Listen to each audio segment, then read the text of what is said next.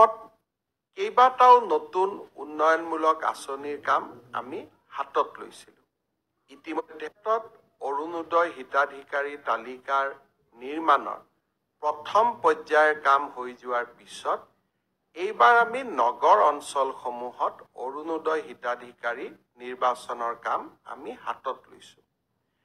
ইয়াৰ লগে লগে আৰু এখন আঁচনিৰ কথা আমাৰ বাইদেউসকলে মোক প্ৰায়ে সুধি থাকে যে 10,000 টকাৰ যিখন আঁচনি আছিল সেই আঁচনিখন আমি কেতিয়াকৈ আৰম্ভ কৰিম। ইতিমধ্যে সেই আঁচনিখনৰো প্ৰথম হিতাধিকাৰীৰ প্ৰথম তালিকা জিলা পৰ্যায়ত এই আঁচনিখনৰ হিতাধিকাৰীসকলক চূড়ান্তভাৱে নিৰ্বাচনৰ প্ৰক্ৰিয়া আমি ফেব্ৰুৱাৰী মাহত আৰম্ভ কৰিম।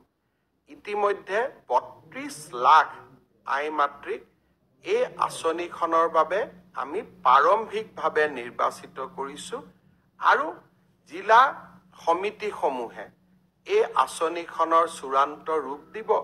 কম বেছি পৰিমাণে মই আশা কৰোঁ যে প্ৰায় 28ৰ পৰা 29 লাখ মাতৃক আমি এই আঁচনিখনৰ সুবিধা দিব পাৰিম। পুলিচৰ ৰিটাৰ্ণ কেতিয়া হ'ব?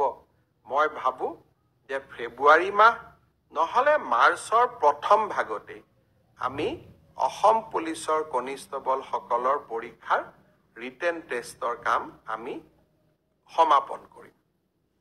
আজি বহু সময় আপোনালোকৰ পৰা নলওঁ। আমাক সংবিধানৰ প্ৰতি আকৌ এবাৰ আমাৰ দায়িত্ব কৰ্তব্য সোঁৱৰাই দিব আৰু সংবিধান প্ৰদত্ত অধিকাৰৰ লগতে সংবিধানে আমাৰ বাবে লিখি থৈ যোৱা কৰ্তব্যসমূহ পালনৰ বাবেও আমি প্ৰচেষ্টা